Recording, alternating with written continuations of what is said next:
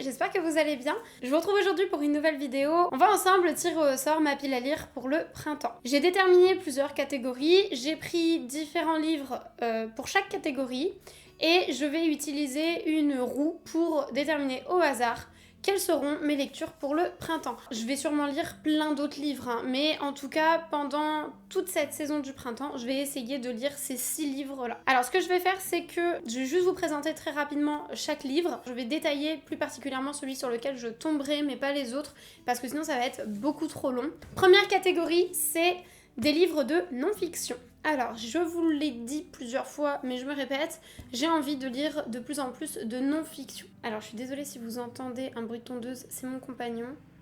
Mais là, je pense qu'il rentre, là, il doit avoir terminé. Je vais attendre qu'il s'en aille.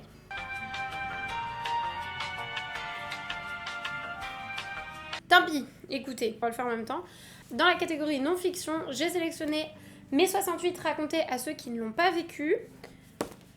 Comment je vois le monde d'Albert Einstein. Tout ce que je sais, c'est que je ne sais rien de Mathias Leboeuf sur de la philo. Une journée particulière le 12 novembre 1791 sur Mozart. Et enfin, l'incroyable histoire de la cuisine. J'avais ces 5 livres-là dans cette catégorie-là. Donc j'ai tourné la roue, je vous montre. Et comme vous le voyez, je suis tombée sur l'incroyable histoire de la cuisine, de la préhistoire à nos jours, 500 000 ans d'aventure, de Stéphane Doué et Benoît Sima aux éditions Les Arènes BD. Alors, j'en ai plusieurs des livres comme ça avec les incroyables histoires. C'est donc sous forme de BD comme ceci. Alors, mon compagnon l'a commencé et il n'a jamais fini parce qu'en fait, c'est un livre qui a été offert à mon compagnon, pas à moi. Donc là, je lui pique. Il l'avait commencé, il l'a jamais terminé, donc il avait mis un marque-page. Tant pis pour lui, je pense qu'il a oublié où il en était dans tous les cas, donc voilà. Que je vous montre un petit peu. Ça ressemble à ça au niveau des dessins. Et voilà, c'est pour en apprendre un petit peu plus sur l'évolution de la nourriture de la préhistoire à nos jours. Et comme je lis très peu de romans illustrés, de BD, de mangas, de tout ça, bah voilà, je me suis dit que ça pouvait être sympa de l'inclure dedans. Et donc, je vais lire ça pendant le printemps. Et je suis très contente d'être tombée dessus. La prochaine catégorie, c'est les pièces de théâtre. Puisque je faisais du théâtre quand j'étais lycéenne, j'ai toujours beaucoup aimé le théâtre, mais ces derniers temps, je n'ai pas lu de pièces de théâtre depuis longtemps. Je suis beaucoup allée au théâtre aussi à une époque, et ça fait très longtemps que j'en ai pas vu. Je vais aller en voir une là avec ma mère. Donc voilà, j'avais envie de lire une pièce de théâtre, et donc j'ai fait une petite sélection. Dedans, il y a Molière, hein, forcément, Le bourgeois gentilhomme. J'ai mis également Shakespeare. Alors là-dedans, il y a Hamlet, Othello et Macbeth dedans. J'ai mis les 3 dans la roue, donc comme ça, un Shakespeare.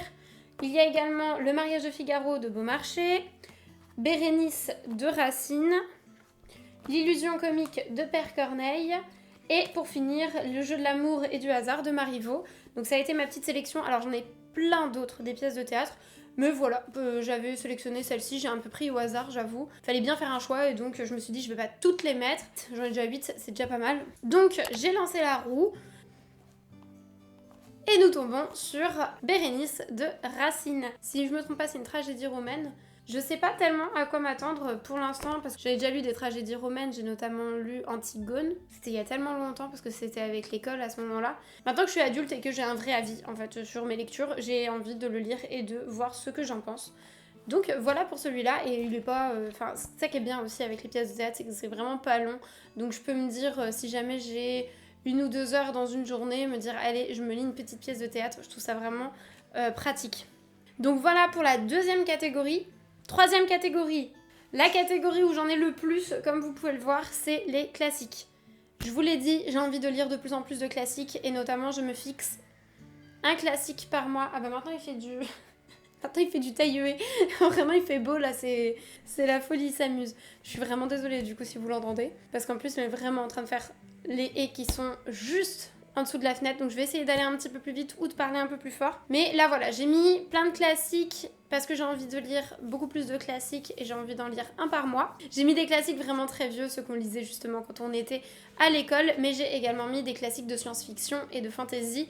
Et là j'ai pris surtout des livres qui ont eu des adaptations cinématographiques qui sont assez vieilles, justement pour insister sur le fait que c'est un classique. Alors dedans j'ai mis Mort sur le Nil d'Agatha Christie, Blade Runner de Philippe K. Dick, Je suis une légende de Richard Matheson, Fight Club de Chuck Palahniuk, Fahrenheit 451 de Ray Bradbury, Candide ou l'optimiste de Voltaire, La ferme des animaux de George Orwell, L'Odyssée de Homère, Des souris et des hommes de John Steinbeck, Thérèse d'Esquirou de François Mauriac. Alors celui-ci, c'est un peu particulier parce que c'est mon livre de première, c'est mon livre pour le bac de français. C'est-à-dire que celui-là, je l'ai lu en long, en large et en travers, en seconde et en première, puisque c'est le livre où j'ai eu le plus de textes pour l'oral de français et aussi pour l'écrit. Enfin, c'est celui que j'ai étudié tout au cours de l'année, sachant que moi, je suis un peu maniaque des livres. Vous voyez, j'ai surligné dedans ce que je ne fais jamais, ce que je n'ai plus jamais fait après dans un livre. C'est pour vous dire à quel point je l'ai saigné et il a une dégaine, il était neuf, enfin il est plus du tout neuf.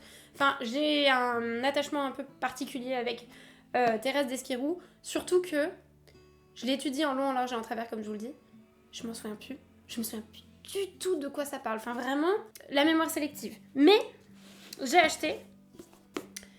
Voilà, pour le côté nostalgie, je l'ai acheté en ressourcerie. J'ai dû l'avoir à 50 centimes ou 1 euro, un truc comme ça. Une belle version, voilà, avec des illustrations. Et alors, il n'y a pas que Thérèse d'Esquirou dedans, parce qu'il me semble qu'il y a après Thérèse à l'hôtel, voilà... Il y a un petit peu plus, hein. Il y a Thérèse chez le docteur aussi. Voilà, Thérèse fait sa vie. Voilà, Thérèse passe le bac peut-être. En tout cas, je l'ai acheté avec cette belle version. Après, je sais pas quand je le lirai, quelle version je lirai. Mais voilà, j'ai mis en tout cas Thérèse d'Esquirou dedans. Et le dernier, Frankenstein de Mary Shelley. Puisque celui-ci, ça fait très longtemps que je veux le lire. J'ai lancé la roue. Et je suis tombée sur... Candide de Voltaire. Alors c'est pareil, ici je crois pas que j'ai que Candide. Il y a plein de notes, vous voyez dans le livre, hein. Il y a tout ça qui est de postface, de bibliographie, de notes, etc. Et en fait le livre c'est ça. Après je sais pas si jamais je lirai, et puis en plus il y a une préface qui est longue aussi. Alors après la préface je pense que je vais la lire. Mais voilà, en fait c'est ça Candide.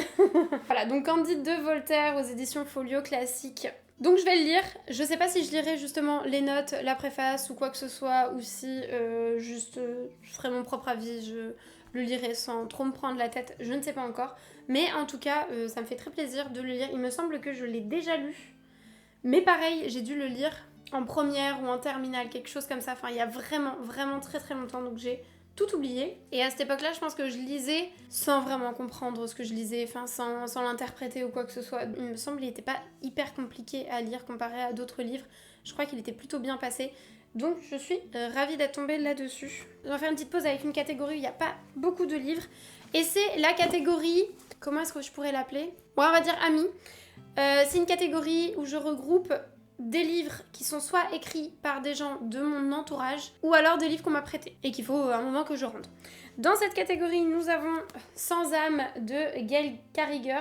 On m'a dit que j'allais adorer, donc on me l'a prêté. J'ai également Pug l'apprenti, qui est le premier tome des chroniques de Krondor de R.E. Feist, que pareil, on m'a prêté. Dedans, j'ai également Sexycratie, je vous en ai parlé dans ma pile à lire de l'année 2025.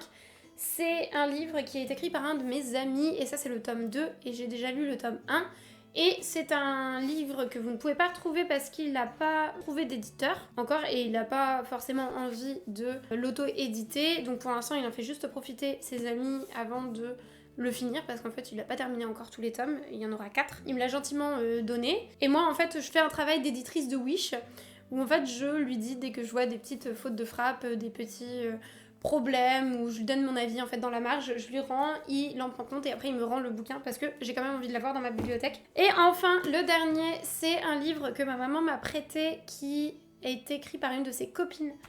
Et c'est Le Royaume originel, donc le tome 1, L'élu de Marie-Christelle de Saint-Denis. Je crois que c'est un nom d'emprunt, c'est pas... je sais pas, faudrait que je lui demande à ma mère. Et c'est un livre de fantasy. Je me suis pas trop renseignée sur quoi ça porte. Mais je vais le lire et je vais donner pareil mon avis. En tout cas, j'ai envie de le lire. Alors là-dedans, je vais pas vous mentir, c'est des livres qui vont être assez pressés. Enfin, ça fait déjà longtemps que je les ai. Même si la roue les a pas sélectionnés, ceux-là, je vais quand même essayer de les lire le plus rapidement possible cette année. Enfin, du moins dans l'année. Mais en tout cas, j'ai tourné la roue et je suis tombée sur... Sans âme de Gail Garriger aux éditions Le Livre de Poche ici. Alors on me l'a prêté parce que je parlais pas mal avec mon ami justement de mes goûts littéraires et il m'a dit que ça allait beaucoup me plaire. Donc c'est le tome 1 du Protectorat de l'Ombrelle et dedans on y suit, il me semble, une vampire. Voilà, elle n'a pas d'âme et elle est célibataire et elle vient de se faire attaquer par un vampire qui ne lui avait même pas été présenté. Je crois qu'il y a beaucoup d'humour dedans et en même temps de la fantaisie et de l'action, donc c'est pour ça que mon ami me l'a conseillé et ça a l'air de se lire plutôt bien. Pendant cette saison, je vais donc me lire ça. Il me reste 2 catégories. La suivante, alors là on est sur des gros livres, il n'y en a pas beaucoup mais ils sont gros, puisque là c'est les suites de sagas. Donc c'est des sagas que j'ai déjà commencé, où il faudrait que je lise la suite, voire la fin, si jamais c'est le dernier tome en fait d'une saga. Dedans j'ai mis l'intégrale 2 du Trône de Fer de George R.R. Martin. J'ai mis Phobos, le tome 3 de Victor Dixon. Curse Crowns de Catherine Doyle et Catherine Weber, c'est le tome 2 de Twin Crowns. Steam Sailor, le tome 2 de E.S. Green. Et enfin, Un duel avec le Seigneur Vampire de Elise Kova, qui est le tome 3 de Un pacte avec le roi elfe et Une danse avec le prince Fae, qui est de la romantaisie. Et donc j'ai lancé ma petite roue et je suis tombée sur Phobos le tome 3. Alors je suis assez ravie parce qu'il est déjà dans ma pile à lire de 2025, donc comme ça fait d'une pierre deux coups. Alors c'est une saga où je suis pas très hypée, je ne suis pas totalement convaincue, mais j'ai déjà acheté les livres et j'en entends tellement parler, les gens sont tellement unanimes dans le fait qu'ils aiment cette saga que je me dis il faut quand même que je continue. Le tome 1 en fait je l'ai trouvé très prévisible et j'ai eu un petit peu de mal à rentrer dedans. J'aimais pas trop les dialogues en fait, je les trouvais un peu téléphoné, j'avais l'impression vraiment qu'on m'expliquait la situation. On me laissait pas suffisamment découvrir par moi-même, je trouve. Ça faisait très exposé. Ça, c'est mon avis. Hein. Le tome 2, je l'ai trouvé un peu mieux. Il y a encore de l'intrigue, tout ça, j'avais bien aimé. Je l'ai préféré au tome 1, mais c'était pas non plus... voilà. Le tome 2.5, alors là, par contre, j'ai pas du tout aimé. C'était sur les origines des garçons.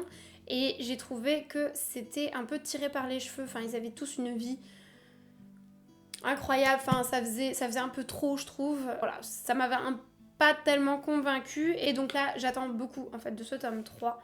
J'avoue que si le tome 3 je l'aime pas, ça va être un peu compliqué hein, pour moi de continuer parce qu'il en reste encore 2 je crois. Non, il en reste qu'un. Il y en a 4 je crois qu'il en reste qu'un. Mais enfin bref, ça va être un peu compliqué quoi. Bon après il me restera qu'un tome donc bon pourquoi pas. Mais voilà, j'en attends beaucoup de ce tome, j'espère qu'il va me réconcilier avec toute la saga parce que le pitch me plaît beaucoup en fait. De base j'aime beaucoup le pitch mais j'ai un petit peu de mal en fait avec la plume je crois. Je crois que c'est ça, je suis pas sûre. La dernière catégorie c'est un nouvel auteur. Donc un auteur qui est connu, reconnu, plébiscité par tout le monde mais auquel je n'ai jamais lu en fait de livre et donc c'est découvrir justement un nouvel auteur. Dans cette catégorie, alors j'en aurais plein, vraiment j'en aurais plein à mettre, mais j'ai dû me limiter. Dedans j'ai mis Sally Rooney, alors là avec Normal People, Maxime Chatham avec La théorie Gaïa, Stephen King, alors là j'ai mis L'année du loup-garou, mais si vous avez vu mes vidéos précédentes, j'ai plein de possibilités, donc je mets juste, j'ai pris le plus petit parce qu'il est facile à porter, mais en soi n'importe quel Stephen King. Amélie Nothomb avec Métaphysique des tubes. Et enfin, Vi Schwab avec La vie invisible d'Adi Larue. Et donc, j'ai lancé ma petite roue et je suis tombée sur La vie invisible d'Adi Larue de Vi Schwab. Et je suis ravie, pareil, parce que je l'ai mis également dans ma pile à lire de 2025. J'ai vraiment envie de lire du Vi Schwab. Et voilà, ça me tente énormément. Alors je sais pas si c'est la saison, mais c'est pas grave, écoutez, on va faire avec, mais j'en entends tellement bien de ce livre. Il est sorti quand même en 2021, donc ça fait 4 ans, et tout le monde en parle encore, quoi. Donc c'est une preuve quand même que mine de rien, c'est un bon livre, je pense, et donc je le lirai, et je vous dirai mon avis. J'ai vraiment hâte de lire celui-ci. D'après mes souvenirs, on y suit une jeune femme qui a fait un pacte avec le diable ou un démon, quelque chose comme ça, qui fait qu'elle est immortelle, mais par contre les gens ne se souviennent pas d'elle. Et donc on va suivre toute sa vie à travers les âges avec justement cette problématique. Et je crois qu'après il y a quelqu'un qui va se souvenir d'elle, il me semble, il y a quelque chose comme ça. Mais enfin bref, en tout cas ça a l'air incroyable et j'ai vraiment hâte de lire et notamment hâte de lire La plume de Vi Schwab Parce qu'en plus, j'ai un petit peu abusé parce que j'ai déjà acheté beaucoup de livres de Vinny Schwab, même si je n'en ai encore jamais lu. Donc si jamais j'aime beaucoup la plume, je pourrais me lancer dans plein d'autres sagas de Vinny Schwab. Donc je suis ravie de me lancer. Il faut bien commencer quelque part et donc ce sera par La vie invisible d'Adi Larue. Donc voilà les livres que je vais peut-être vous les mettre de l'autre côté en fait, excusez-moi. Donc voilà les livres que je vais devoir lire pendant cette saison du printemps et je suis ravie. Alors on a des gros pavés, mais on a quand même pas mal de petits livres qui se lisent, je pense, plutôt bien, donc c'est pas mal, c'est plutôt équilibré. La roue a bien fait les choses. Et voilà pour cette vidéo, j'espère qu'elle vous aura plu. N'hésitez pas à liker, à commenter et à vous abonner si vous voulez faire partie de la communauté des petits hobbits. Et je vous retrouve très bientôt pour une prochaine vidéo. Ciao les hobbits!